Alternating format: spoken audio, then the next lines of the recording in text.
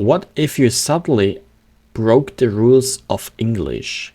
That's a really small channel, I just realized. I'm not native English, so I wonder if I make some mistakes like he will explain. I don't know. Let's see. What can I do to break English? I assume it's some grammatical rules that you can abuse to do wrong. So I was outside, walking around, just relaxing. I love walking and I'll often go out for a couple hours to just roam around where I live. And I was thinking, man, I'm thirsty. I'd love something to drink right about now. So, me being me, I just went to the nearest store, hoping to find an iced tea, because that's usually what I buy on walks. And I'm going through the aisles, and going, there's no iced tea in the store.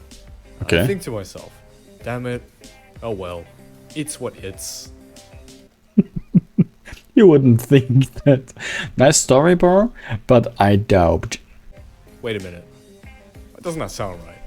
After all, the word "it's" is literally just a contraction of "it is," and "it is what it is" is a common phrase, so what's going on?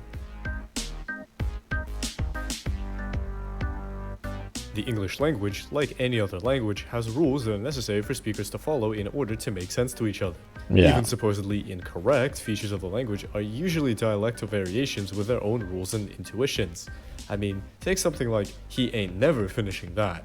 If we break it down literally, it's the same as "he am not never finishing that," which, of course, sounds weird and incorrect. He am not never finishing that. Ain't. He ain't never finishing that. But is ain't really the combination of am not? I ain't. Ain't is a weird shortening of am not. But I guess that's correct, yeah. But yet, the original sounds completely fine, all because the changing role of the word ain't and the presence of double negation in some American dialects enable it to sound correct. However, even though English is very malleable, that doesn't mean anything goes. I can't just say and expect you to understand what that nonsense meant. That's how I usually write. Unless I'm Winston Churchill, I guess. That is the result of His Majesty's government. So clearly there is Winston Churchill. I think he had a stroke. some limit. I think we can plot this out as a kind of continuum. On the very left, we have regularized, standardized English variants. Yeah, such as that is what I try to speak, but most of the time I do double passed words and other stupid mistakes. those codified by governments. On the very right, we have formless sludge with no intelligible meaning. Somewhere in the middle, a bit closer on the left, we have spoken language, with all its quirks and evolutions that haven't quite become a part of the formal language yet. But Okay. what do we have here? Logically, we should still be able to understand what's going on at this point, but there ought to be a strong degree of misapplying the language's rules in a way that no native speaker would do intentionally. Basically, this right here is the uncanny valley of the English language. And Okay. I've been thinking, what is the metaphorical face of this linguistic uncanny valley? What are some features English would have if we were to distort it in small but extremely unnatural ways? I like where the video is going. Exactly what I expected. I cannot think of much more than the thumbnail text and what he just explained with ain't. But I guess there are more rules. So, I've come up with a list of 12 possibilities. And without further ado, let's get Wait, 12? into it. English is a broken language already. You write a word completely different from how you read it. Like night, for example. And I don't mean the night like in not daytime, I mean the night. The one with the sword and armor and stuff. It is not a knight. It's a knight. Is this a rule not saying that? Or is it just because of the vowel shift and stuff that happened like a few hundred years ago? I don't know. This is the first example I used in the intro to the video. In English, many combinations of words are used very frequently, so people shorten them over time. For example, "it is" can be shortened to "it's." But as Tom Scott explains in this video, the nature of this contraction really makes your brain think something will come after it. It's usually not acceptable to just end a sentence on a contraction. What do I mean? Hey, how are you? I'm good. Are you? Yeah, I'm. The last one just sounds really strange. Yeah, Even though I'm- technically speaking, yes, you can shorten I am to I'm. Still, no native speaker would ever use contractions like this, so I think it's a good fit for our goal. Would you not just add another rule? You cannot put contraction at the end of a sentence and then it would violate the rule again? You just ignore some English rules if you do that. That's not bending the rules, that's ignoring some of them. But I see his point. I first saw this idea in an Atomic Shrimp video, Parasitic questions. Okay. if you're familiar with that channel. I think he was doing something about scam baiting, and he proposed this idea of parasitic questions. It's not something grammatical or even necessarily specific to the English language, but I still think it's very funny. Basically, you can take a lot of easy to answer questions, such as, what's your name?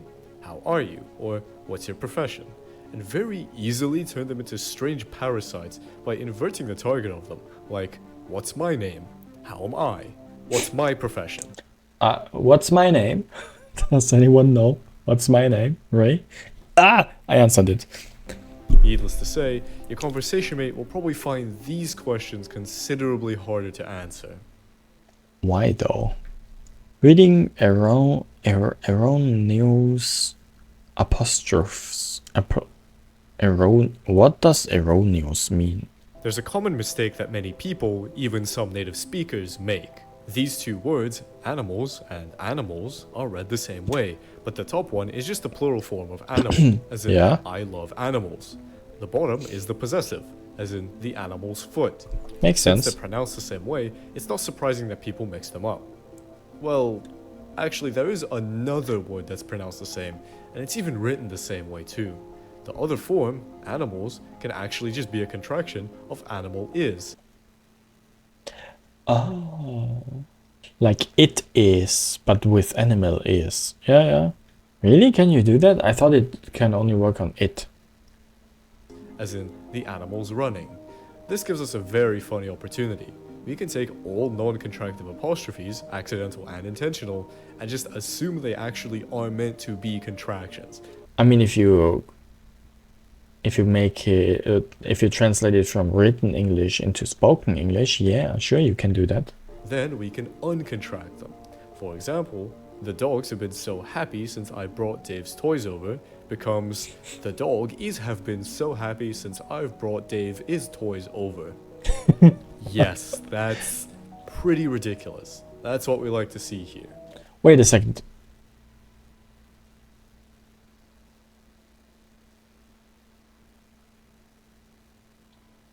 Dave's toys over.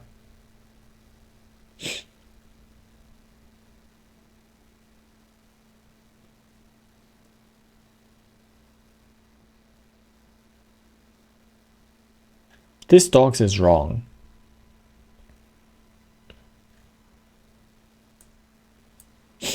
This dogs is wrong. The Dave's toys over. Okay, this is still written correct. I think the dog have been so happy. The dog is the dogs have been no. Or you could write like the dogs. No, this dogs is wrong. Even in this sentence. That had to be plural.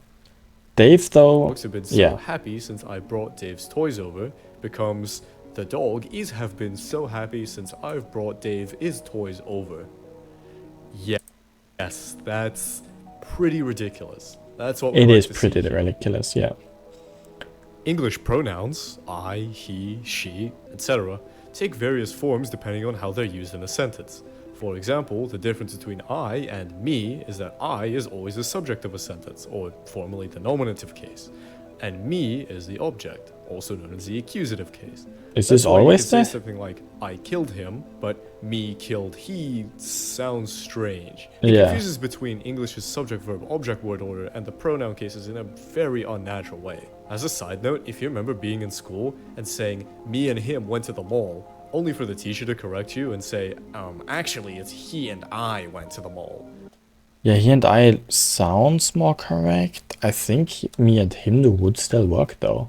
Well, this is why. In that case, he and I is the subject, so I has to be in the Or me nominative and case. he. Though actually it seems that this specific kind of case is actually natural for native speakers, so, you know, they say there's an exception to everything, and this is just one of them.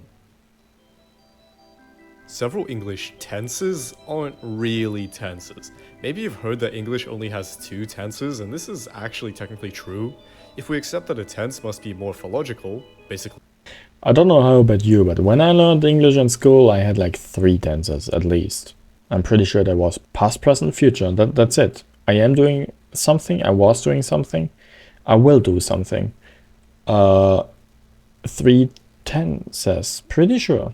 formed by modifying the base form of a verb, then English does indeed only have the present and past tenses.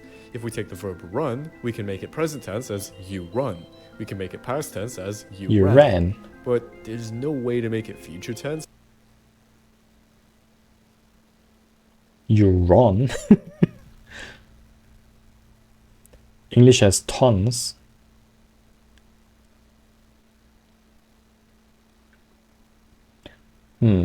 I see what he means. A verb itself cannot be put into different time frames. But in a sentence, yeah, there are definitely more than two different times. Without using an auxiliary verb, you will run. Yeah, will run. See? That's still technically one verb. One of English's most useful auxiliary verbs is have, which forms the perfect present and perfect past tenses. That is, you have completed your work and you had completed your work. These perfect tenses indicate that something just happened, or that it happened right before the moment under consideration. So, how do we use this to contort our dear English language? Oh Just wait, always that use was the perfect correct. present tense instead of past tense. This makes simple sentences sound extremely Present tense, present progressive, past tense, past progressive, past perfect, present perfect, will future, going to future. And that's a lot of tenses. stupid. For example, on Tuesday I gave you a notice becomes on Tuesday I've given you a notice. That's something I did. I sometimes still do that. I hope it becomes less though. For me doing that mistake. Or I knew that I was right becomes I have known that I was right. It just sounds really dumb, doesn't it? Fuck you. You sound dumb. No. He roasts me. We've already seen earlier that many English words can be contracted together to form something quicker and easier to pronounce, but we haven't touched on the fact that many of these contractions operate on the same logic. So like, they are becomes their, you are becomes your, and Yes. we are becomes we're. Please don't put R just as an apostrophe because that's not quite correct. The reason we can do this is because the R has something to be contracted onto in each of these cases, the they, you, or we. But what if we just break that rule and say that no foundation is necessary to form a contraction? That's not... Okay, wait a second. I want the actual English teacher or professor or whatever look through that video and tell me what is actually applicable in English. I'm sure you can break the rules more subtly and not like that hard. What would we get? Well, one thing is that sentences such as "Are you happy?" can be rewritten as "Were you happy?" And I quite like this, so let's include it in our I list of hate it. broken rules. That sounds so wrong. Here's Don't one do that kind that. of breaks the rules of our little challenge, because some dialects of English in the UK actually do this, although it's still considered formally incorrect. If you haven't realized it before, the indefinite articles a and an have rules governing where they're used.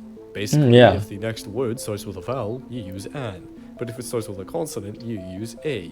Most of the times. I think there are words that you do different. Most of the time with words that start with the Y.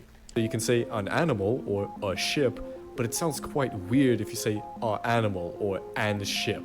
Although it seems like this might be changing as the language evolves, so who knows? Maybe in a few hundred years this distinction will go away. Either way, in the here and now, let's use the opposite indefinite articles for each case.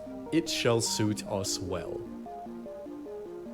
Because English is a clusterfuck Ah. language evolved over hundreds and thousands of years in contact with dozens of other languages, a lot of words used to be pronounced and written one way, but are no longer pronounced in the same way. Is he coming around with the example of the knight that I dropped earlier? For example, the word Ha! That's the example that everyone tells, points at, whatever. on the screen used to be pronounced knicht, but is now Knicht? I thought it was knight, but knicht. Knicht. pronounced night. The K has become silent, and the GH, well, I mean, it's not technically silent, since it causes the word to be pronounced as night rather than nit, but it doesn't really have a sound of its own, so we'll count it. So, with this context, our next change is to bring back all the silent letters. Our nights will become knichts, our whens and wheres will become whens and wheres. When and where?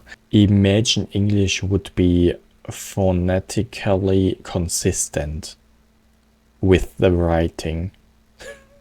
It would make stuff so much easier. I mean, I would need to relearn everything in English, but for a new learner, that would... Japanese, in that sense, is so easy compared to English.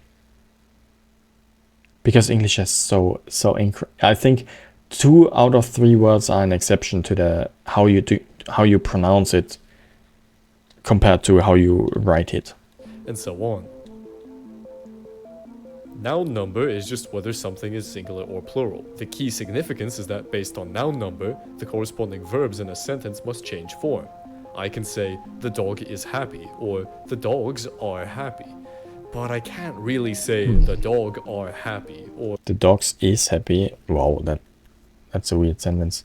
You made progress in Chinese this weekend. Oh, congrats. the dogs is happy. Except maybe in some American English dialects, but shut up. To use a grammatical term, we can break another rule of English by disobeying the number agreement of nouns and verbs. Wrong One feature of intonation. language that we really don't give enough credit. Intonation.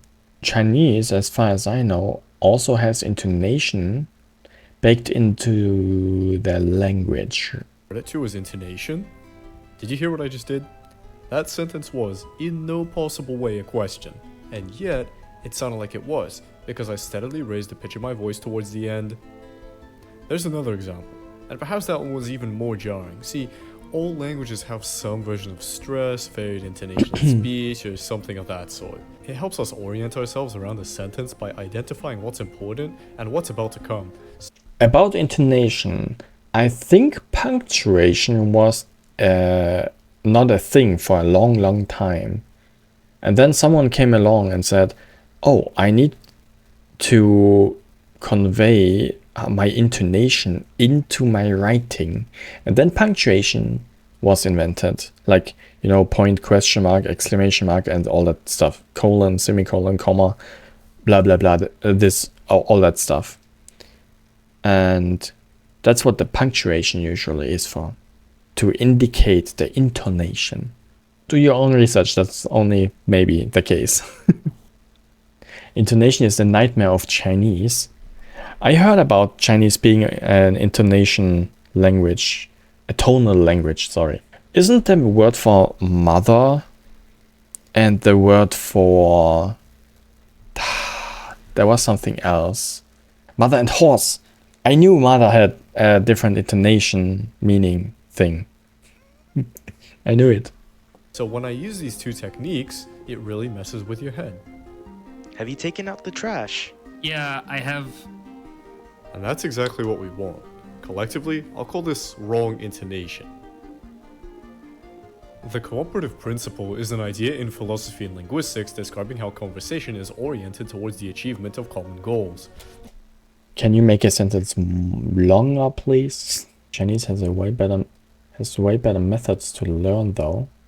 Better than what? Mostly because of there being this Duolingo copy that's way better structured.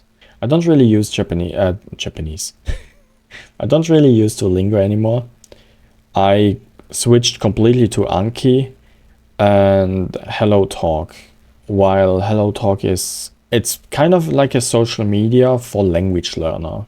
I only write Japanese on there, and people who are Japanese see that then, and then they correct it if I ask for it, and vice versa. I correct Japanese people who try to learn German or English.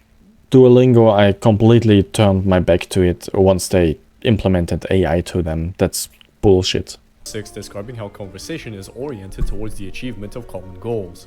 There are a few main parts of linguistics: phonetics, semantics, and pragmatics, and the cooperative principle is concerned with the latter. According to Paul Grice, there are 4 main requirements to follow philosophically when making conversation. Each of these has their own name, but to be honest, Maximum of quality, maximum of quality, quality informativity, maximum of quality truth, maximum of relation, relative maximum of manner, clarity. Okay. you're not going to remember them, so I'll just describe what He has a point. I will not remember that. they are. 1. Be informative. Basically, don't under or over specify things. 2. Be truthful, or just don't lie for no reason or pull random shit out of your ass. Number 3.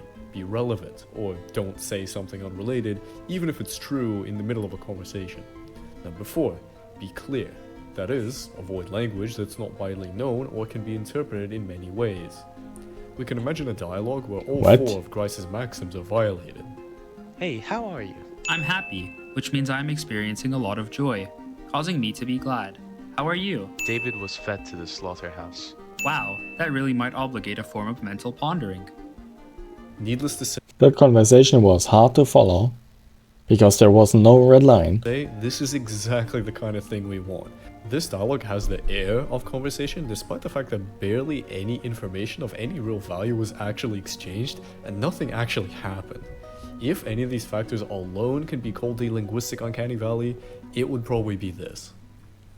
I bet you can find streamers who talk like that.